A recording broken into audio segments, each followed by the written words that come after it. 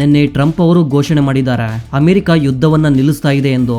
ಅಷ್ಟೇ ಅಲ್ಲ, ಟ್ರಂಪ್ ಅವರು ಇದನ್ನು ಹೇಳಿದ್ದಾರೆ, ಇರಾನ್ ಪ್ರತಿನಿಧಿಗಳೊಂದಿಗೆ ನಮ್ಮ ಸಂಭಾಷಣೆಗಳು ಬಹಳ ಉತ್ತಮವಾಗಿ ನಡೆದವು, ಅದಕ್ಕಾಗಿಯೇ ನಾವು ಈ ಯುದ್ಧವನ್ನ ಪ್ರಸ್ತುತ ನಿಲ್ಲಿಸ್ತಾ ಇದ್ದೀವಿ ಮತ್ತು ಅಮೆರಿಕದ ಸೈನ್ಯವು ಇರಾನ್ನ ಮೇಲೆ ಯಾವುದೇ ದಾಳಿ ಮಾಡುವುದಿಲ್ಲ ಎಂದು. ಅಷ್ಟೇ ಅಲ್ಲ, ಅವರು ಹೇಳಿದ್ದಾರೆ ಈ ಸೀಸ್ ಫೈರ್ ಮುಂದಿನ 5 ದಿನಗಳವರೆಗೆ ಅನ್ವಯವಾಗುತ್ತದೆ ಎಂದು. ಅಷ್ಟೇ ಅಲ್ಲ, ಅದರ ನಂತರ ಏನಾಯ್ತು, ಪ್ರಪಂಚದಾದ್ಯಂತ ಸಂತೋಷದ ಆಚರಣೆಗಳು ಆರಂಭವಾದವು. ಕಚ್ಚಾ ತೈಲದ ಬೆಲೆಗಳು ಕೂಡ 15% ಅಷ್ಟು ಕುಸಿದವು. ಹೌದು, ಅಲ್ಲದೆ ಗ್ಯಾಸ್ ಬೆಲೆಗಳಲ್ಲಿ 20ರಿಂದ 22% ನವರೆಗೆ ಕುಸಿತ ಕಂಡು ಬಂದಿದೆ. ಹಾಗೂ ಇಡೀ ಪ್ರಪಂಚಕ್ಕೆ ನಂಬಿಕೆ ಬಂತು, ಇನ್ನು ಈ ಯುದ್ಧ ಇಲ್ಲಿಯೇ ಕೊನೆಗೊಳ್ಳುತ್ತದೆ ಎಂದು. ಆದ್ರೆ ಪ್ರಪಂಚವು ಪೂರ್ಣವಾಗಿ ಸಂತೋಷಗೊಳ್ಳುವ ಮುನ್ನ, ಅಂದ್ರೆ 15ರಿಂದ 20 ನಿಮಿಷಗಳು ಕಳೆದಿರಬಹುದು, ಆಗ ಇರಾನ್ ಹೇಳಿದ ಮಾತುಗಳು, ಅದರಿಂದ ಪ್ರಪಂಚವು ಮತ್ತೆ ಭಯಭೀತವಾಯಿತು. ನಿಮ್ಮ ಸ್ಕ್ರೀನ್ ನಲ್ಲಿ ನೋಡಿ, ಇರಾನ್ ಮೊದಲು ಹೇಳಿದ್ದು ಏನಂದ್ರೆ, ಟ್ರಂಪ್ ಹೇಳ್ತಾ ಇದ್ದಾರಲ್ವಾ ನಮ್ಮೊಂದಿಗೆ ಸಂಭಾಷಣೆ ನಡೆದಿದೆ ಅಂತ, ಆದ್ರೆ ಅದೆಲ್ಲ ಸುಳ್ಳು ಎಂದು. ಇರಾನ್ ಸಂಭಾಷಣೆಗೆ ಯಾವುದೇ ವಿನಂತಿ ಮಾಡಿಲ್ಲ ಮತ್ತು ಅಮೆರಿಕದೊಂದಿಗೆ ಯಾವುದೇ ಸಂಭಾಷಣೆ ನಡೆಸ್ತಾ ಇಲ್ಲ. ಅಷ್ಟೇ ಅಲ್ಲ, ಭವಿಷ್ಯದಲ್ಲಿ ಕೂಡ ಅಮೆರಿಕದ ಪ್ರತಿನಿಧಿಗಳೊಂದಿಗೆ ಸದ್ಯಕ್ಕೆ ಸಂಭಾಷಣೆ ನಡೆಸುವ ಯಾವುದೇ ಯೋಜನೆ ಇರಾನ್ಗಂತೂ ಇಲ್ಲ ಎಂದು ಹೇಳಿದೆ. ಆದ್ರೆ ನಂತರ ಇರಾನ್ ಹೇಳಿದ್ದು ಅಮೆರಿಕ ಮತ್ತು ಟ್ರಂಪ್ ಅವರ ದುಃಖದ ನರವನ್ನ ಒತ್ತುವಂತಿದೆ. ವಾಸ್ತವವಾಗಿ ಇರಾನ್ ಹೇಳ್ತು, ಅಮೆರಿಕ ಉದ್ದೇಶ ಪೂರ್ವಕವಾಗಿ 5 ದಿನಗಳ ಕಾಲ ಯುದ್ಧವನ್ನ ನಿಲ್ಲಿಸ್ತಾ ಇದೆ, ಯಾಕಂದ್ರೆ ನಾವು ಅರಬ್ ದೇಶಗಳ ಎನರ್ಜಿ ಘಟಕಗಳ ಮೇಲೆ ದಾಳಿ ಮಾಡಿ ಅವರ ಕಚ್ಚಾ ತೈಲದ ದಾಸ್ತಾನುಗಳನ್ನು ನಾಶಪಡಿಸಿ ಪ್ರಪಂಚದಾದ್ಯಂತ ಕಚ್ಚಾ ತೈಲದ ಬೆಲೆಗಳನ್ನು ಹೆಚ್ಚಿಸ್ತಾ ಇದ್ದೀವಿ. ಅದರಿಂದ ಟ್ರಂಪ್ ಮೇಲೆ ಭಾರಿ ಒತ್ತಡ ಬಂದಿದೆ.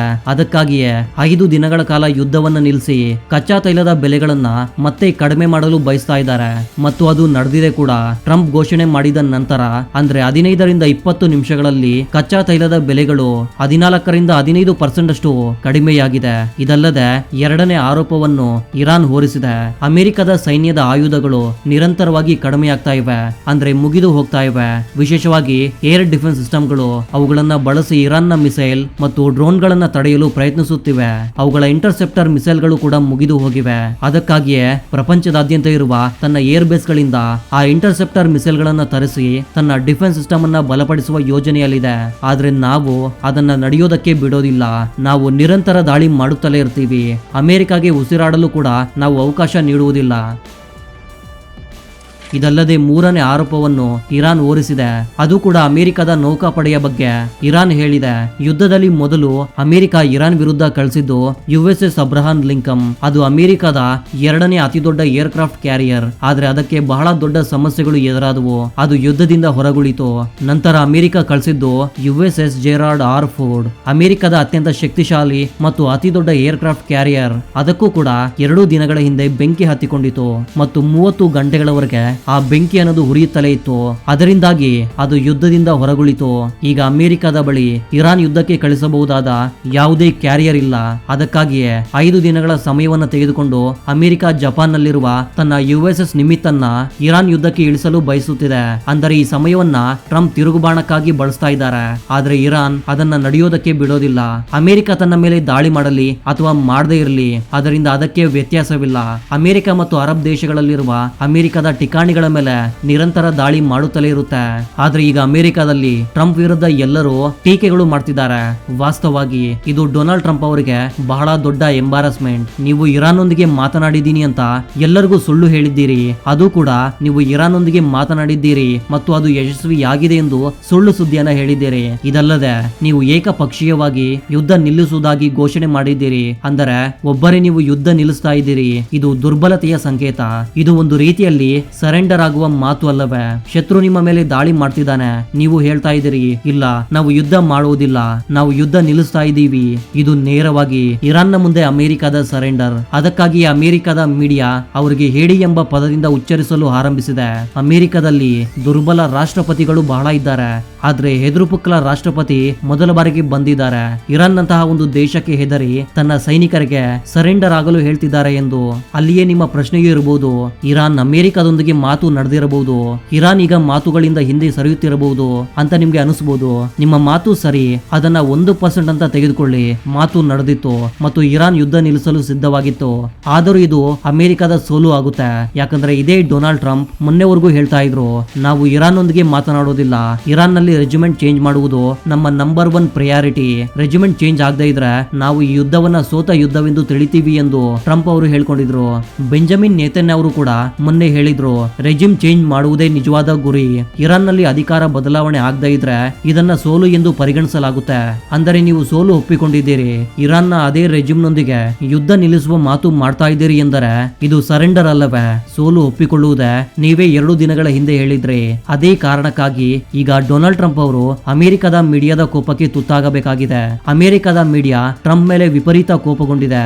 ಅವರು ತನ್ನ ಬೆಂಬಲಿಗ ಮೀಡಿಯಾ ಆಗಿದ್ರು ಕೂಡ ಅವರಿಗೆ ಬಹಳ ಟಫ್ ಪ್ರಶ್ನೆಗಳನ್ನ ಕೇಳ್ತಾ ಇದ್ದಾರೆ. ಆಸಕ್ತಿಕರ ವಿಷಯ ಏನಂದ್ರೆ ಇರಾನ್ ನಿರಾಕರಿಸಿದ ನಂತರ ಅಮೆರಿಕ ಈಗ ಯಾವ ರೀತಿಯ ನಿಲುವನ್ನ ತೆಗೆದುಕೊಳ್ಳುತ್ತದೆ, ಮತ್ತೆ ಯುದ್ಧವನ್ನ ಪ್ರಾರಂಭಿಸುತ್ತದೆಯೋ ಅಥವಾ ಬ್ಯಾಕ್ ಚಾನಲ್ ಮೂಲಕ ಸಂಭಾಷಣೆಗೆ ಮುಂದೆ ಹೋಗುತ್ತದೆಯೋ? ಏನೇ ಇರಲಿ, ನೀವೆಲ್ಲರೂ ಚಾನಲ್ಗೆ ಸಬ್ಸ್ಕ್ರೈಬ್ ಮಾಡ್ಕೊಳ್ದೇ ಇದ್ರೆ ಈಗಲೇ ಬೇಗ ಸಬ್ಸ್ಕ್ರೈಬ್ ಮಾಡ್ಕೊಳ್ಳಿ. ಯಾಕಂದ್ರೆ ಯುದ್ಧದ ಡೀಪ್ ಅನಾಲಿಸ್ ಬರ್ತಲೇ ಇರುತ್ತೆ. ಯುದ್ಧದ ಆಫ್ಟರ್ ಎಫೆಕ್ಟ್ ಗಳು ಎಲ್ಲವನ್ನೂ ವಿವರವಾಗಿ ತಿಳಿಸ್ತೀವಿ. ಮುಂದಿನ ಸುದ್ದಿ ನೋಡೋಣ. ಮೊದಲು ಈ ಯುದ್ಧ ವಿಮಾನವನ್ನ ನೋಡಿ.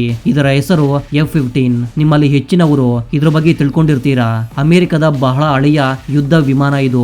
1972ರಲ್ಲಿ ಇದು ಮೊದಲ ಬಾರಿಗೆ ಹಾರಾಟ ನಡೆಸಿತು. ಅಂದಿನಿಂದ ಇಲ್ಲಿಯವರೆಗೆ 53 ವರ್ಷಗಳೇ ಕಳೆದವು. ಇನ್ನು ಅಮೆರಿಕಾಗೆ ಇದು ಅದ್ಭುತ ಸೇವೆ ನೀಡ್ತಾ ಇದೆ. ಇದನ್ನ ಹಳೆಯ ಯುದ್ಧ ವಿಮಾನ ಎಂದು ತಿಳಿಯುವ ತಪ್ಪು ಮಾತ್ರ ಮಾಡಬೇಡಿ. ಈಗ ಇದರ ಹೊಸ ವೇರಿಯಂಟ್ ಬರುತ್ತದೆ, F-15EX ಎಂಬ ಹೆಸರಲ್ಲಿ. ಅದು ತುಂಬಾ ಆಧುನಿಕವಾಗಿದೆ. F-22 ಮತ್ತು F-35 ನಂತರ ತಂತ್ರಜ್ಞಾನದ ದೃಷ್ಟಿಯಿಂದ ಅಮೆರಿಕದ 3ನೇ ಅತ್ಯಂತ ಆಧುನಿಕ ಯುದ್ಧ ವಿಮಾನ ಇದು. ಇದರಿಂದ ನೀವು ಊಹಿಸಬಹುದು ಇದು ಎಷ್ಟು ಅದ್ಭುತವಾದ ವಿಮಾನ ಎಂದು. ಮತ್ತು ಇದರ ದಾಖಲೆ ಅದಕ್ಕಿಂತಲೂ ಹೆಚ್ಚು ಅದ್ಭುತ. ವಾಸ್ತವವಾಗಿ 53 ವರ್ಷಗಳ ಹಿಂದೆ ಇದು ಮೊದಲ ಬಾರಿಗೆ ಹಾರಾಟ ನಡೆಸಿತು. ಅಂದಿನಿಂದ ಇಲ್ಲಿಯವರೆಗೆ ಅಮೆರಿಕ ನಡೆಸಿದ ಎಲ್ಲಾ ಯುದ್ಧಗಳಲ್ಲೂ ಇದು ಅಮೆರಿಕದ ಫ್ರಂಟ್ ಲೈನ್ ಏರ್ಕ್ರಾಫ್ಟ್ ಆಗಿ ಉಳ್ಕೊಂಡಿದೆ. ಎಲ್ಲಾ ಯುದ್ಧಗಳಲ್ಲೂ ಅದ್ಭುತವಾಗಿ ಹೋರಾಡಿದೆ. ಇನ್ನು ಅದಕ್ಕಿಂತ ಅದ್ಭುತ ವಿಷಯ ಏನಂದ್ರೆ ಇದುವರೆಗೆ ಪ್ರಪಂಚದ ಯಾವುದೇ ದೇಶ ಇದನ್ನ ಹೊಡೆದು ಉಳಿಸಲು ಸಾಧ್ಯವಾಗಿಲ್ಲ. ಹೌದು, 104/0 ದಾಖಲೆ ಇತ್ತು. ಅಂದ್ರೆ 106 ಶತ್ರು ಯುದ್ಧ ವಿಮಾನಗಳನ್ನ ಇದು ಹೊಡೆದು ಕೆಳಗುಳಿಸಿತು. ಆದ್ರೆ ಶತ್ರುವಿನ ಯಾವುದೇ ಯುದ್ಧ ವಿಮಾನ ಇದನ್ನ ಹೊಡೆದು ಉಳಿಸುವಲ್ಲಿ ಇದುವರೆಗೆ ಯಶಸ್ವಿಯಾಗಿಲ್ಲ. ಅಜೇಯ ಯುದ್ಧ ವಿಮಾನ ಎಂದು ಅಮೆರಿಕ ಇದನ್ನ ಕರೀತಾ ಇತ್ತು. ನಾನು ಇತ್ತು ಎಂಬ ಶಬ್ದವನ್ನ ಮತ್ತೆ ಮತ್ತೆ ಬಳಸೋದಕ್ಕೆ ಕಾರಣ ಈ 53 ವರ್ಷಗಳ ನಿರ್ವಿವಾದ ವಿಜಯವು ಕೇವಲ 21 ದಿನಗಳಲ್ಲಿ ಇರಾನ್ ಯುದ್ಧದಲ್ಲಿ ನಾಶವಾಗಿದೆ. ವಾಸ್ತವವಾಗಿ ನಿಮಗೆ ನೆನಪಿರಬಹುದು, ಯುದ್ಧದ ಮೊದಲ 3 ದಿನಗಳಲ್ಲಿ ಅಮೆರಿಕದ 3ಕ್ಕಿಂತ ಹೆಚ್ಚು F-15 ಗಳನ್ನ ಹೊಡೆದು ಉಳಿಸಲಾಗಿತ್ತು. ಆದ್ರೆ ಅವೆಲ್ಲವೂ ಫ್ರೆಂಡ್ಲಿ ಫೈಟ್ ಅಥವಾ ತಾಂತ್ರಿಕ ದೋಷಗಳಿಂದ ಎಂದು ಅಮೆರಿಕ ಕಾರಣ ಕೊಟ್ಟಿತು. ಆದ್ರೆ ಇಂದು ನಡೆದಿರೋದಕ್ಕೆ ಅಮೆರಿಕ ಯಾವುದೇ ಕಾರಣ ಕೊಡಲಾರದು. ನಿಮ್ಮ ಸ್ಕ್ರೀನ್ ನಲ್ಲಿ ನೋಡಿ, ಇರಾನ್ನ IRGC ಈ ವಿಡಿಯೋವನ್ನ ಬಿಡುಗಡೆ ಮಾಡಿದೆ. ಅದರಲ್ಲಿ ಅವರು ಹೇಳಿದ್ದಾರೆ, ತಮ್ಮ ಏರ್ ಡಿಫೆನ್ಸ್ ಸಿಸ್ಟಮ್ ನ ಸಹಾಯದಿಂದ ಅಮೆರಿಕದ F-15EX ಯುದ್ಧ ವಿಮಾನವನ್ನ ಇರಾನ್ ಹೊಡೆದು ಉಳಿಸಿದೆ ಎಂದು.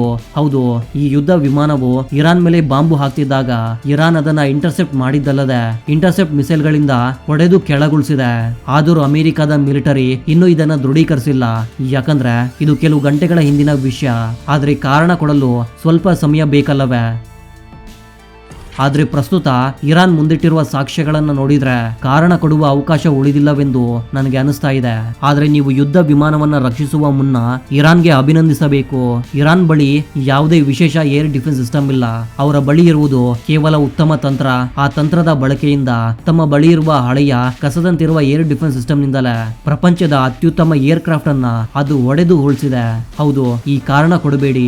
F-15 ನ ದಾಖಲೆ ಉತ್ತಮವಾಗಿದ್ದಕ್ಕೆ ಕಾರಣ ಇದುವರೆಗೆ ಅದಕ್ಕೆ ಉತ್ತಮ ಏರ್ ಡಿಫೆನ್ಸ್ ಸಿಸ್ಟಮ್ ನೊಂದಿಗೆ ಎದುರಾಟ ಆಗಿಲ್ಲ ಎಂದು ಅಲ್ಲ. ಇರಾನ್ನ ಬಳಿ ಇರುವ ಏರ್ ಡಿಫೆನ್ಸ್ ಸಿಸ್ಟಮ್ಗಳು 1980ರ ದಶಕದವು. ಹೌದು, ಸದ್ದಾಂ ಹುಸೇನ್ಗಿಂತಲೂ ಹಳೆಯವು. ಇರಾಕ್ ಯುದ್ಧದಲ್ಲಿ ಸದ್ದಾಂ ಹುಸೇನ್ನ ಆಧುನಿಕ ವಾಯುಸೇನೆ ಮತ್ತು ಸೇನೆಯೊಂದಿಗೆ ಇದು ಎದುರಾಟ ನಡೆಸಿತ್ತು. ಇದಲ್ಲದೆ ಗಲ್ಫ್ ವಾರ್, ಸಿರಿಯಾದಲ್ಲಿ ಯುದ್ಧ, ಪ್ರಪಂಚದಾದ್ಯಂತ ಯುದ್ಧಗಳನ್ನ ನಡೆಸಿದೆ. ಒಂದಕ್ಕಿಂತ ಒಂದು ಶಕ್ತಿಶಾಲಿ ಶತ್ರುವನ್ನ ಎದುರಿಸಿದೆ. ಆದ್ದರಿಂದ ಸಮಸ್ಯೆ ಇಲ್ಲಿ ಹಿಂದೆ ನಡೆದ ಯುದ್ಧಗಳಲ್ಲಿ ಶತ್ರುವಿನ ರಾಡರ್ ಅಥವಾ ಡಿಫೆನ್ಸ್ ಸಿಸ್ಟಮ್ಗಳಲ್ಲಿ ಇರಲಿಲ್ಲ. ಸಮಸ್ಯೆ ಇದ್ದದ್ದು ತಂತ್ರದಲ್ಲಿ. ನೋಡಿ, ಯಾವುದೇ ಯುದ್ಧದಲ್ಲಿ ಉತ್ತಮ ಆಯುಧಗಳುಳ್ಳ ಸೈನ್ಯವೇ ಗೆಲ್ಲುತ್ತದೆ ಎಂದು ನೀವು ಭಾವಿಸಿದ್ರೆ ಅದು ತಪ್ಪು. ಇತಿಹಾಸವನ್ನ ತೆಗೆದು ನೋಡಿ, ಯುದ್ಧದ ಆಯುಧಗಳು ಉತ್ತಮವಾಗಿರಬೇಕು, ಇದು ಸರಿ. ಆದರೆ ಆ ಆಯುಧಗಳ ಹಿಂದೆ ಕುಳಿತಿರುವ ಸೈನಿಕನಲ್ಲಿ ಧೈರ್ಯವಿಲ್ಲದೆ ಇದ್ರೆ, ಬುದ್ಧಿವಂತಿಕೆ ಇಲ್ಲದೆ ಇದ್ರೆ ಅವನು ಆ ಆಯುಧಗಳ ಸರಿಯಾದ ಬಳಕೆ ಮಾಡಲಾರನು. ವಿಯೆಟ್ನಾಂ ಯುದ್ಧ, ಅಫ್ಘಾನಿಸ್ತಾನ ಯುದ್ಧ ಇವು ಮತ್ತೆ ಮತ್ತೆ ನಮ್ಗೆ ಹೇಳ್ತವೆ, ಸರಿಯಾದ ರಣತಂತ್ರ ಮತ್ತು ಆಯುಧಗಳ ಸರಿಯಾದ ಬಳಕೆಯಿಂದ ಅದ್ಭುತ ಯುದ್ಧಗಳನ್ನ ಗೆಲ್ಲಬಹುದು ಎಂದು.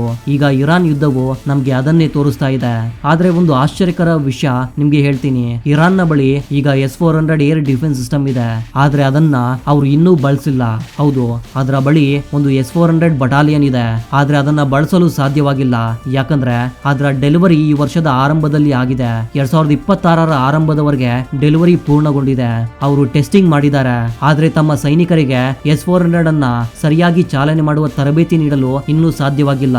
ಬಳಸಿದ್ರು ರಷ್ಯನ್ ಆಪರೇಟರ್ ಗಳ ಅಗತ್ಯ ಬೀಳುತ್ತೆ. ಇರಾನ್ ತನ್ನ ಸೈನಿಕರನ್ನ S-400 ಬಳಸೋದಕ್ಕೆ ರಷ್ಯಾಗೆ ಕಳಿಸುತ್ತದೆಯೇ, ಇದನ್ನ ಭವಿಷ್ಯ ಹೇಳುತ್ತೆ. ಆದ್ರೆ S-400 ಈ ಯುದ್ಧದಲ್ಲಿ ಇಳಿದ್ರೆ ಅಮೆರಿಕ ಮತ್ತು ಇಸ್ರೇಲ್ಗೆ ಯುದ್ಧ ಇನ್ನಷ್ಟು ಕಷ್ಟಕರವಾಗುತ್ತೆ. ಈ ಸುದ್ದಿ ಬಗ್ಗೆ ನಿಮ್ಮ ಅಭಿಪ್ರಾಯವೇನು ಅಂತ ಕಾಮೆಂಟ್ ಮಾಡಿ ತಿಳಿಸಿ. ಇದೇ ರೀತಿಯ ಮತ್ತೊಂದು ಇಂಟ್ರೆಸ್ಟಿಂಗ್ ಆದ ವಿಡಿಯೋದ ಜೊತೆಗೆ ಮತ್ತೆ ಸಿಗೋಣ. ಅಲ್ಲಿವರೆಗೂ ಜೈ ಹಿಂದ್, ಜೈ ಕರ್ನಾಟಕ.